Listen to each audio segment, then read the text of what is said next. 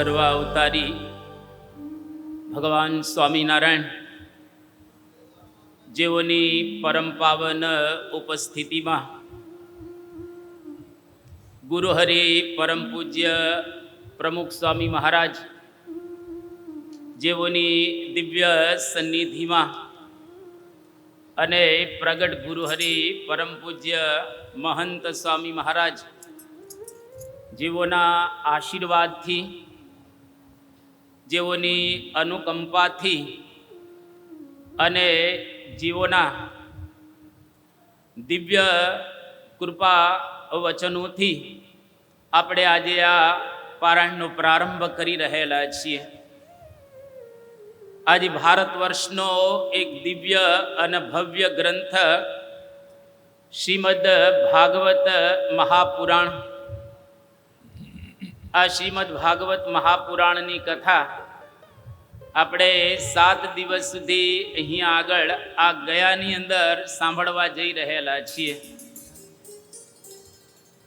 આજે જ્યારે આપણે બધા જુદા જુદા શહેરોમાંથી પધારેલા છીએ, છેક સાઉથ ઇન્ડિયાથી માંડી અને કચ્છ સુધીના બધા ભક્તો ભાવિકો અહીંયા આગળ ઉપસ્થિત છે. જુદા જુદા ભારત વર્ષના તીર્થ ધામોમાંથી અને શેરોમાંથી, ગામડામાંથી આ બધા અહીંયા આગળ ખૂબ સારી રીતે ભીડો વેઠી અને પધારેલા છો. કોઈક પ્લેનની અંદર આવેલા છે, કોઈક ટ્રેનની અંદર આવેલા છે, કોઈક બસની અંદર આવેલા છે અને એમાં પણ જુદી જુદી રીતે થોડું કષ્ટ વેઠી અને આપ બધા પધારેલા છો. કદાચ કોઈકને ટ્રેનની અંદર કષ્ટ પડ્યું હશે, કદાચ કોઈકને બસની અંદર કષ્ટ પડ્યું હશે, કદાચ પ્લેનની અંદર કોઈકને કષ્ટ પડ્યું હશે, પરંતુ આપ બધા આ કષ્ટ વેઠી, થોડોક ભીડો વેઠી અને એક ભારત વર્ષનું મહાન તીર્થ ગયા એની અંદર આપ બધા પધારેલા છો. એટલે સૌથી પહેલા તો સ્વાગતમ વો મહાભાગા. આપ બધાનું ખૂબ સારી રીતે અહીંયા આગળ સ્વાગત કરવામાં આવે છે. તો આપ બધા જ્યારે આ કથા સાંભળવા માટે પધાર્યા અને આજે સવારના પહોરની અંદર બહુ દિવ્યતા અને ભવ્યતાથી આપણે પોથી યાત્રાનો પણ લાભ પ્રાપ્ત કર્યો. રંગે ચંગે અહીંયા આગળ શ્રીમદ ભાગવત જે ભગવાનનું મૂર્તિમાન સ્વરૂપ રહેલું છે, તેનૈવ વાંગ્મયી મૂર્તિ પ્રત્યક્ષા વર્તતે હરેહે.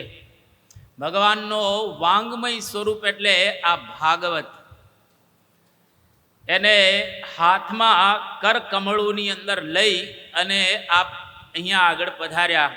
આજના યજમાનશ્રીઓ અને આજે આપ બધા જ્યારે પારાયણ સાંભળવા માટે જ્યારે પધાર્યા છો, ત્યારે જે તીર્થની અંદર આપણે કથા સાંભળવાના છીએ એ તીર્થ બહુ જ ભારત વર્ષનું મહાન તીર્થ છે. સૌથી પહેલા તો આ ગયાનો મહિમા જબરજસ્ત બતાવવામાં આવ્યો છે. એવું કહેવાય છે કે એક બાજુ તમામ તીર્થો અને એક બાજુ આ ગયા તીર્થ, આ બંનેનો મહિમા સમાન રહેલો છે. 68 તીર્થ કદાચ કોઈક ન જાય, પરંતુ જો ગયાની અંદર એક વખત પધારે તો તમામ તીર્થોનું ફળ એને આ ગયાની અંદર પ્રાપ્ત થાય છે. એવો જબરજસ્ત આ ગયા તીર્થનો મહિમા બતાવવામાં આવ્યો છે. બીજી વાત, ભારત વર્ષની અંદર હજારો અને લાખો તીર્થ રહેલા છે, પરંતુ પોતાના પિતૃઓ પોતાના જે વડવાઓ ધામમાં સિધાવ્યા હોય, કોઈ પણ રીતે એ ધામની અંદર સિધાવ્યા હોય, એ પછી સ્વાભાવિક રીતે એમનું મૃત્યુ થયું હોય, અથવા તો કોઈ એવી રીતે આકસ્મિક રીતે એનું મૃત્યુ થયું હોય કે તા ધામની અંદર સિધાવ્યા હોય, તો પણ કોઈ પણ વ્યક્તિ આ તીર્થમાં આવી અને પિંડ દાન કરે, એ પિતૃઓ માટે તર્પણ કરે, તો એના તમામ પિતૃઓ જ્યાં ગયા હોય ત્યાંથી ભગવાનને પ્રાપ્ત કરે. એટલે બહુ સુંદર એનો મહિમા શાસ્ત્રોની અંદર બતાવવામાં આવેલો છે. અહીંયા આગળ બંને બાજુ આ પિતૃઓના ફોટા રાખેલા છે. એટલે એટલું યાદ રાખજો કે આ પિતૃઓના ફોટા નથી, પરંતુ સાક્ષાત તમારા પિતૃઓ અહીં ફોટાની અંદર વિરાજમાન છે. કદાચ ઘણા એવા પણ હશે કે જેના ફોટા જો બાકી હોય, તો જેના ફોટા બાકી હોય એ એકાદા દિવસની અંદર એની વ્યવસ્થા બધા કરી લેજો, અને એ તમામ પિતૃઓ અહીંયા આગળ આ સૂક્ષ્મ દેહે કરીને કથા સાંભળવા માટે પધારશે. કારણ કે આ ગયા તીર્થ રહેલું છે. એટલે અહીંયા આગળ કોઈ પણનો ફોટો એ મૂકવામાં આવે અને પછી એના નિમિત્તે જો ભાગવતની પારાયણ આપણે સાંભળીએ તો એને ચોક્કસ ફળ પ્રાપ્ત થાય છે. અહીં આગળ નાનું પણ સત્કર્મ એનો એક જબરજસ્ત ફળ આપણા શાસ્ત્રોની અંદર બતાવવામાં આવ્યું છે. અહીંયા આગળ ફલ્ગુ નદી છે. આ ફલ્ગુ નદીની અંદર સ્નાન કરવાનો જબરજસ્ત મહિમા છે. આપણે પણ બધા 7 દિવસની અંદર 2 વખત ફલ્ગુની અંદર સમૂહમાં સ્નાન કરીશું, અને એના દ્વારા તમારા તમામ પિતૃઓનું આપણે ત્યાં આગળ તર્પણ વિધિ પણ એ આપણે કરવા જઈ રહેલા છીએ. બીજું અહીંયા આગળ વિષ્ણુપાદ નામનું મંદિર રહેલું છે, જેમાં સાક્ષાત ભગવાન વિરાજમાન છે, અને એના ચરણ ચિહ્ન એ પણ પવિત્ર રહેલા છે. એના આપણે દર્શન કરીશું તો એના દ્વારા આપણને એક શાંતિનો અનુભવ થશે, અને આપણા પિતૃ જ્યાં ગયા હશે ત્યાંથી શાંતિ પ્રાપ્ત કરી અને ભગવાનની પાસે સિધાવશે. બીજી એક સુંદર વાત બતાવવામાં આવેલી છે કે ભગવાન રામચંદ્ર, હવે ભગવાનને તો કોઈ બાકી વસ્તુ હોય નહીં. ભગવાનના ઘરે કોઈ અવતાર ધારણ કરીને આવે એને પણ કોઈ વસ્તુ એ બાકી ન હોય, પરંતુ છતાં પણ રામચંદ્ર ભગવાને પોતાના પિતા દશરથ એના માટે અહીંયા આગળ પિંડ દાન કરેલું. જો રામચંદ્ર ભગવાન પિંડ દાન કરતા હોય તો આપણે સમજી શકીએ છીએ કે આ સ્થાનનો મહિમા કેટલો રહેલો છે. પોતાના પિતા દશરથ એ તો અંત અવસ્થાએ રામ રામ કરતા કરતા ધામમાં ગયા છે. પોતાના દીકરાને યાદ કરતા કરતા ધામની અંદર સિધાવ્યા છે. તો પણ ભગવાન રામે પોતાના પિતાને માટે સાક્ષાત અહીંયા આગળ ગયામાં પધારી અને એના માટે વિધિ કરી પિંડદાનની. આની ઉપરથી પણ આપણે સમજી શકીએ છીએ કે અહીંયા આગળ પિંડદાનનો કેવો એક જબરજસ્ત મહિમા બતાવવામાં આવેલો છે. અહીંયા આગળ કોઈ શ્રાદ્ધ કરે, અહીંયા આગળ કોઈ તર્પણ કરે, અહીંયા આગળ કોઈ પિંડદાન કરે, અને અહીંયા આગળ કોઈ યજ્ઞ કરે, આ ચારે ચાર વસ્તુ કોઈ કરે એને હવે જિંદગીની અંદર પોતાના માટે અને એના પિતૃઓને માટે કશું જ કરવાનું ન રહે. એમાં આ તમામ વસ્તુઓ આવી જાય. એટલે આપણે એક મહાન સત્કર્મ કરવા માટે, બહુ જ અદ્ભુત એક કાર્ય કરવા માટે અહીંયા આગળ ઉદ્યત થયેલા છીએ. બીજું, આ ગયાની અંદર ભગવાન બુદ્ધ, જે આપણા ભારત વર્ષની અંદર 24 ભગવાનના અવતાર ગણાય, એમાંનો એક અવતાર એટલે ભગવાન બુદ્ધ. એ ભગવાન બુદ્ધને આ ગયાની અંદર જ્ઞાન પ્રાપ્ત થયેલું. આમ તો ભગવાનને કંઈ જ્ઞાન મેળવવાનું હોય નહીં, પરંતુ અહીં આગળ ભગવાન બુદ્ધની એક સાક્ષાત્કાર ભૂમિ રહેલી છે.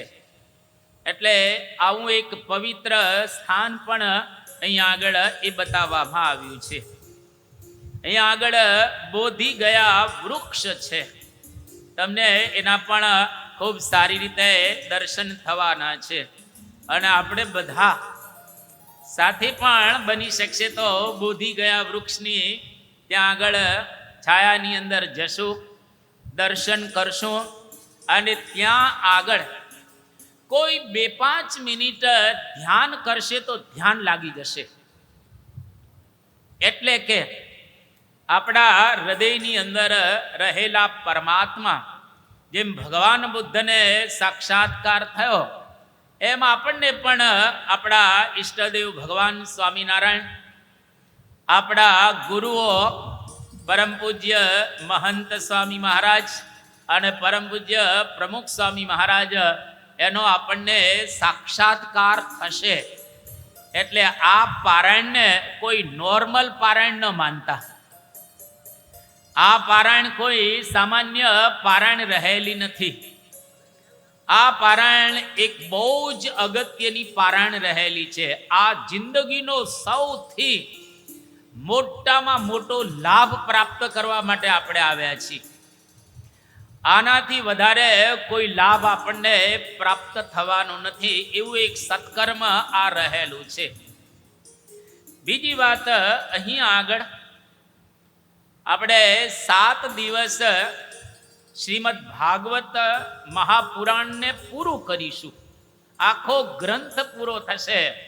એટલે બધા થોડીક કદાચ આળસ આવે, કદાચ થોડુંક સમય આપણને આમ તેમ થાય, પણ સમયસર હાજર થઈ જવું. કારણ જો સમયસર તમે હાજર નહીં થાવ તો તમારા પિતૃઓ એ તમને કહેશે કે તમારા દ્વારા અમે સાંભળી રહેલા છીએ. એટલું યાદ રાખવું.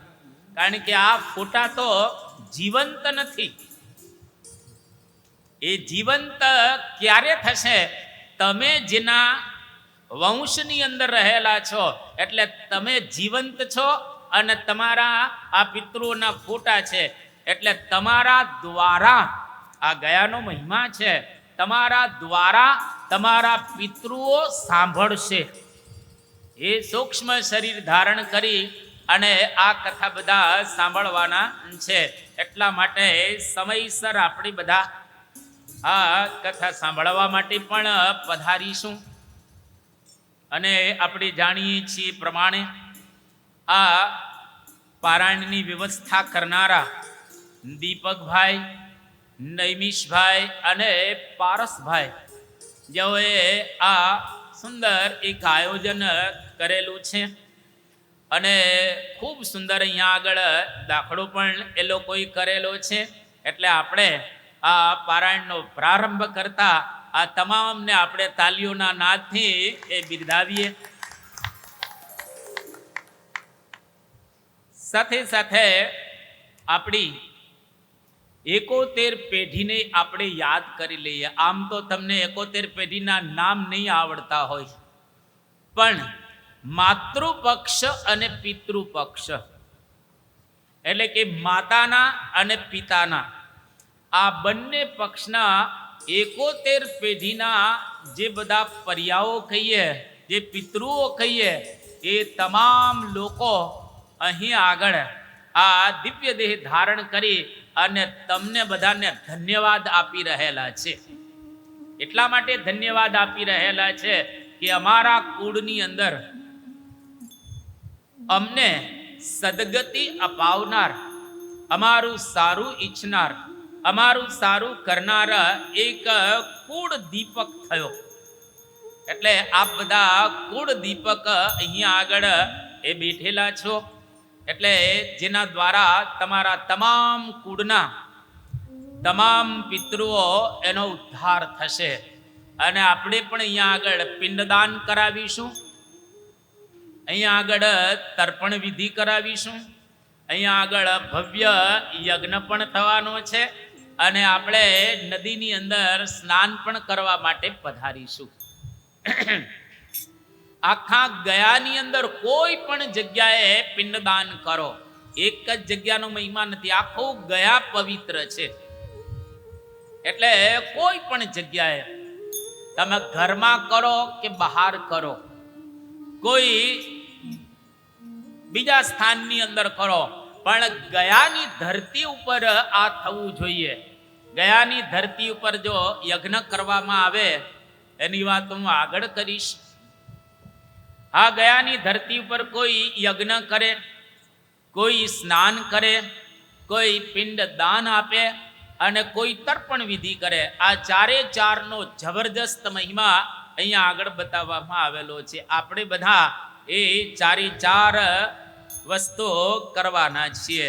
સમયે સમયે જ્યાં સુધી આપને સૂચના આપવામાં આવે ત્યાં સુધી પોતાની રીતે કોઈ સત્કર્મ કરતા નહીં. અહીંયા આગળ પોતાની રીતે કશું જ ન કરતા આપણે પવિત્ર બ્રાહ્મણો રાખી અને વૈદિક મંત્રો દ્વારા શુદ્ધ ઉચ્ચારણ જે મંત્રોનું કરતા હોય એવા પવિત્ર બ્રાહ્મણો રાખ્યા છે અને એના દ્વારા આપણે આ વિધિ વિધાન બધા કરવાના છીએ.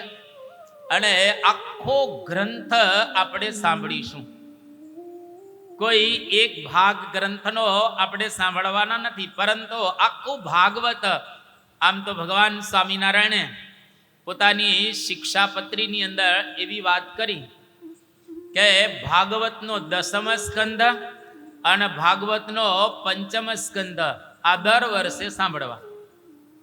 પરંતુ આપણે તો આખો ગ્રંથ આ 7 દિવસની અંદર સાંભળવાના છીએ. એટલે અહીંયા આગળ આ પૂર્વ ભૂમિકા આટલી બાંધીને હવે આપણે આપણા ગ્રંથનો શ્રવણ કરવા માટે ઉદ્યત થઈએ. શ્રીમદ ભાગવત એક મહાન ગ્રંથ છે. આમ તો આ ભાગવત આપણે જાણીએ છીએ પ્રમાણે સમગ્ર ભારત વર્ષની અંદર તમામ શહેરો, ગામડાઓ અને ગલીએ ગલીએ ગવાતો ગ્રંથ રહેલો છે. ભાગ્યે જ કોઈ હિન્દુસ્તાનનું એવું ગામ હશે કે જ્યાં આગળ ભાગવતની કથા ન થઈ હોય.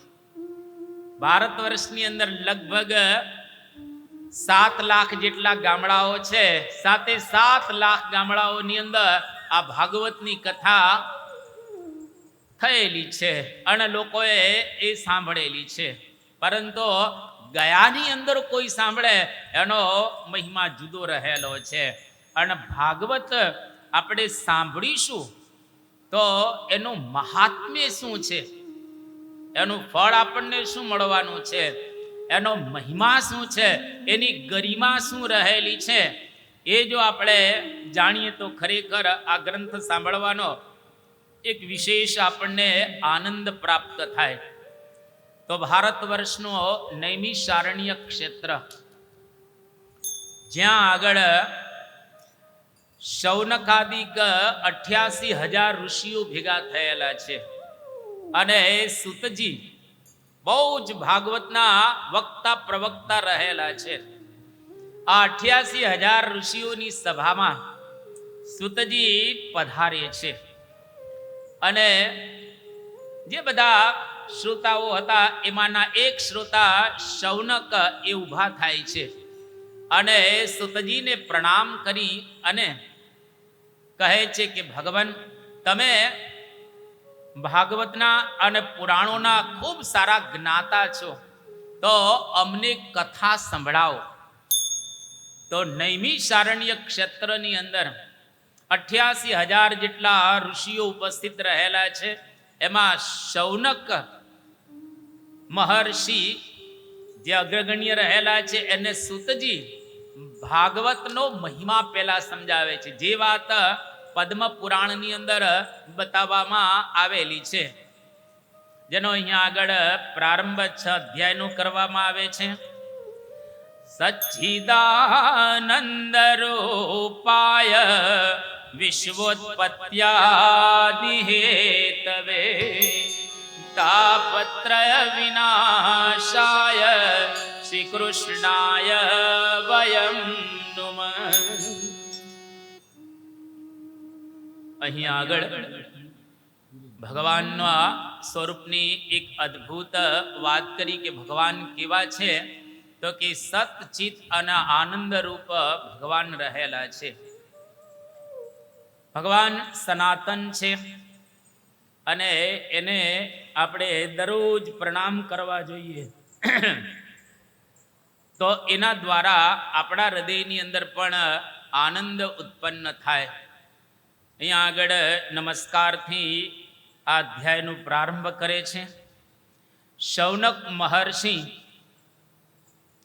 એ સુતજીને પ્રારંભમાં પ્રશ્ન પૂછે છે કે ભગવાન, અમે બધા મૃત્યુલોકની અંદર રહેલા છીએ અને મૃત્યુલોકની અંદર હજારો પ્રકારની વિટમણાઓ, દુઃખો રહેલા છે.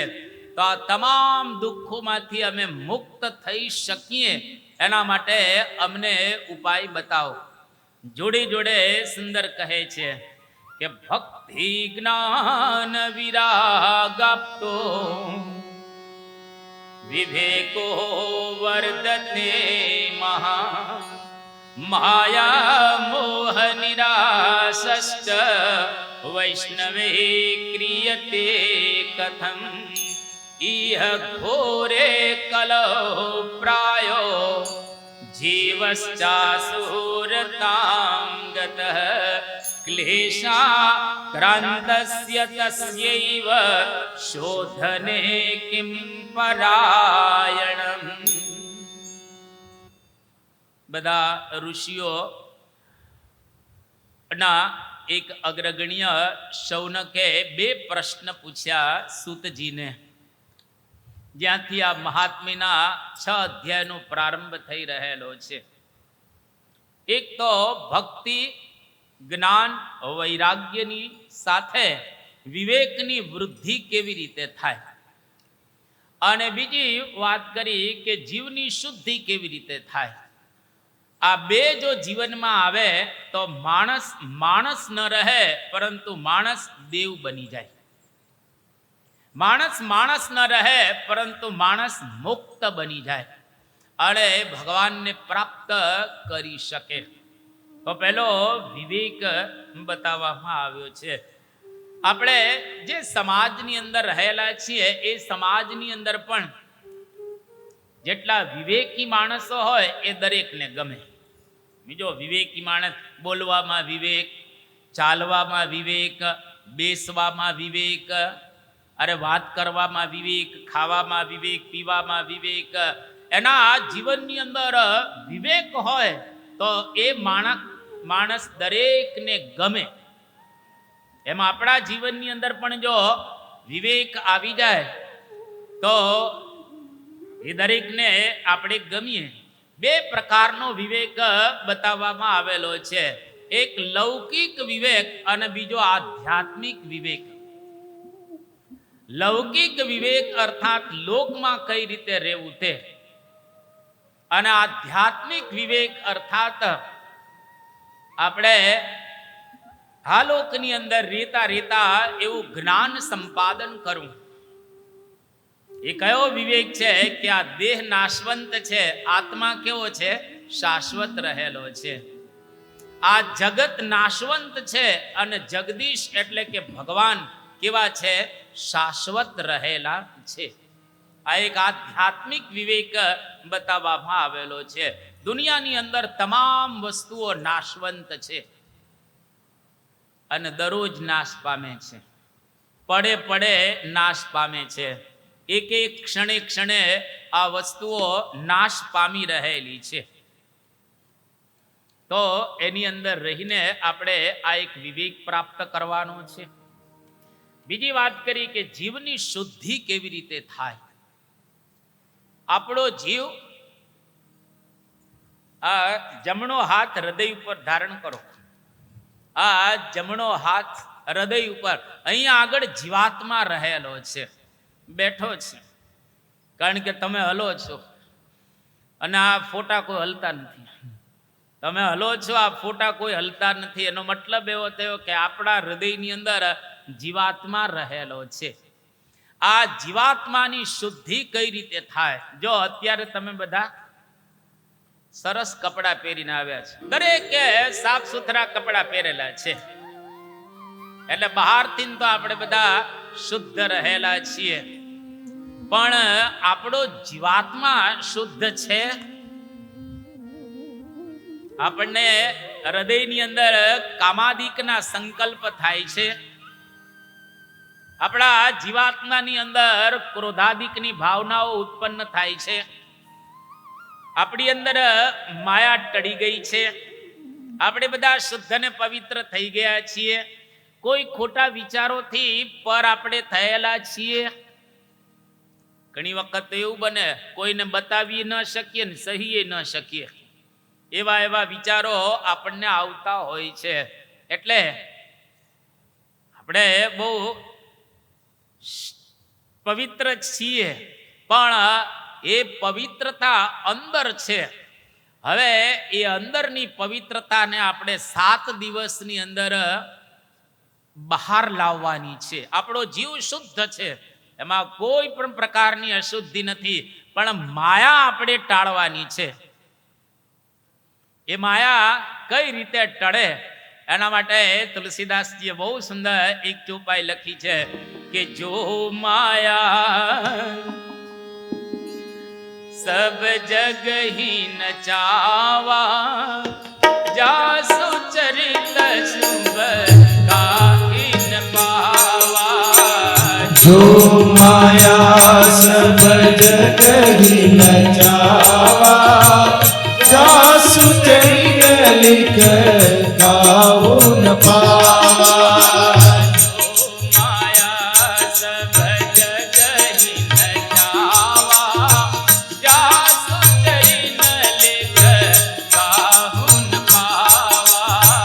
जो माया सब जग ही नचावा, जासु चरित लिख काहुन पावा.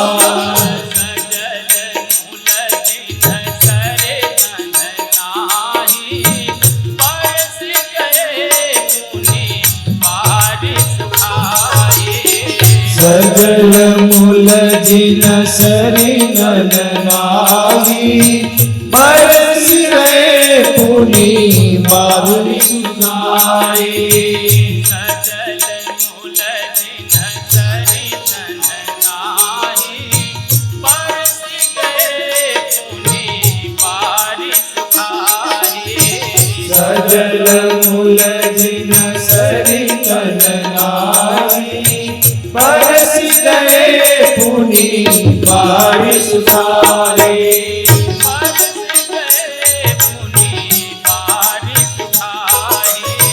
बरसी गए पुनी बारी सुखाई.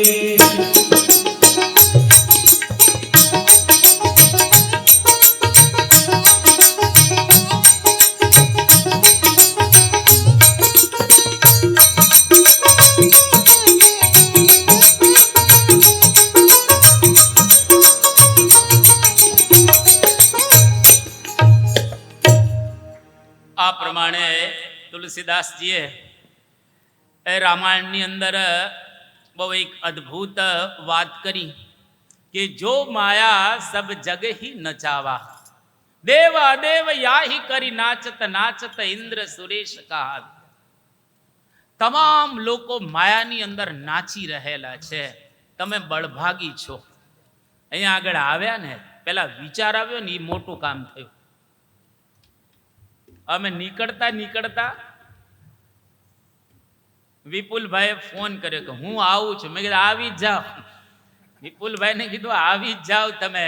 નીકળતા એમને સંકલ્પ કર્યો.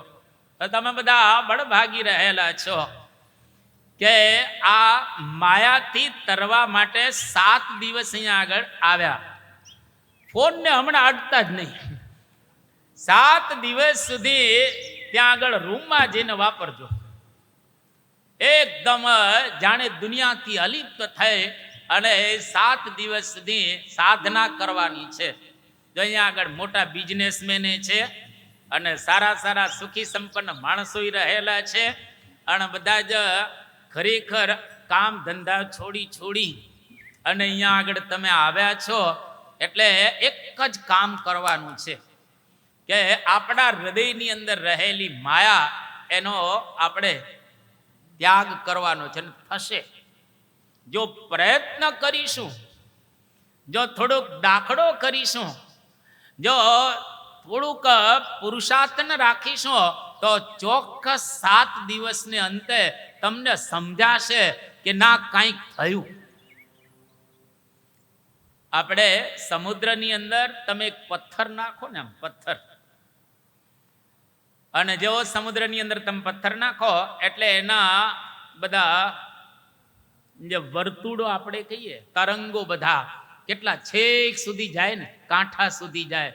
તો અહીંયા આગળ આ ભગવાનની વાણીના જે આપણે કહીએ શબ્દો એ આપણા હૃદય સુધી જશે એટલે એના વર્તુળો આખા શરીરની અંદર ફેલાશે અને આખું શરીર શુદ્ધ અને પવિત્ર બની જશે. એક તો ધરતી પવિત્ર, આ ગ્રંથ પવિત્ર અને આ સાંભળનારા પવિત્ર. બીજું અહીંયા આગળ જે કથા સંતો અમે કરી રહેલા છીએ, કોઈ સ્વાર્થ વગર અહીંયા આગળ આ કથા એ કરી રહેલા છીએ. બીજું મોટામાં મોટું આપણે ત્યાં તો એટલું કહેવાય કે આપણે ત્યાં પ્રત્યક્ષ ભગવાન પરમ પૂજ્ય મહંત સ્વામીની મહારાજની આજ્ઞાથી આપણે કથા સાંભળવા આવ્યા છીએ. એટલે પ્રત્યક્ષ ભગવાનના આશીર્વાદ લઈ, બાપાના દિવ્ય આશીર્વાદ લઈ અને અમે સંતો અહીંયા આગળ આવેલા છીએ. એટલે એકદમ બધી રીતે સાનુકૂળ સમય આપણા માટે એ થયેલો છે. એટલે તુલસીએ બીજી એક સુંદર વાત કરી કે સજલ મૂલ જીન સરિતન નાહી, બરસી ગયે પુની બારી સુખાઈ. જે નદીઓના નીર સજળ ન હોય એ નદી સુકાઈ જાય. જ્યાં ફલ્ગુ ક્યારેય નહીં સુકાય, ગંગા યમુના સરસ્વતી ક્યારેય નહીં સુકાય, કાવેરી ક્યારેય નહીં સુકાય, નર્મદા ક્યારેય નહીં સુકાય. પણ અમુક નદીઓ હોય એ ચોમાસા પૂરતી હોય, ચોમાસું પૂરું થાય એટલે નદી સુકાઈ જાય, કારણ કે ઉપર કંઈ પાણી રહેલું નથી. પણ ગંગા આ પૃથ્વીનું તળ રહેશે ત્યાં સુધી ક્યારેય સુકાવાની નથી, કારણ કે હિમાલયમાંથી આવે છે અને આમ તો સ્વર્ગમાંથી ગંગા આવેલી છે. એટલે સકલ લોક જગ પાવની ગંગા, બધા જ માણસોને પાવન કરનારી ગંગા એ આ ફલ્ગુ, એ કોઈ દિવસ સુકાવાની નથી. અને એવી જ રીતે આ કથા ગંગા, જેમ નદીમાં કોઈ સ્નાન કરે તો માણસ શુદ્ધ થઈ જાય, એમ કથા ગંગાની અંદર આપણે સ્નાન કરીશું તો આપણે એકદમ શુદ્ધ અને પવિત્ર બની જશો. અને આપણા હૃદયની અંદર રહેલો જીવાત્મા, એ જીવાત્માની ઉપર રહેલી માયા, એ માયા નીકળી જશે અને એકદમ આપણો જીવાત્મા શુદ્ધ અને પવિત્ર થઈ જશે. તો અહીંયા આગળ આ સૂતજી એને શૌનકે પ્રશ્ન પૂછ્યો અને કહે છે કે ભગવાન, આપ તો સંત છો અને ચિંતામણી તુલ્ય રહેલા છો, અને ચિંતામણીનો સ્વભાવ છે કે જે ચિંતવે એ તમને આપે. કલ્પ વૃક્ષની નીચે જઈને કોઈ બેસે તો જે તમે ચિંતવો એ તમને પ્રાપ્ત થાય. પારસમણીના સંગની અંદર કોઈ લોખંડ આવે તો એ લોખંડ સુવર્ણ બની જાય. અને કામધેનુ ગાય કોઈકના ઘરે હોય તો જે વસ્તુની ઈચ્છા રાખે એને પ્રાપ્ત થાય. આ ચારેયમાં એક એક ગુણ રહેલો છે, પરંતુ ચારે ચાર ગુણ એ સંતની અંદર રહેલા છે.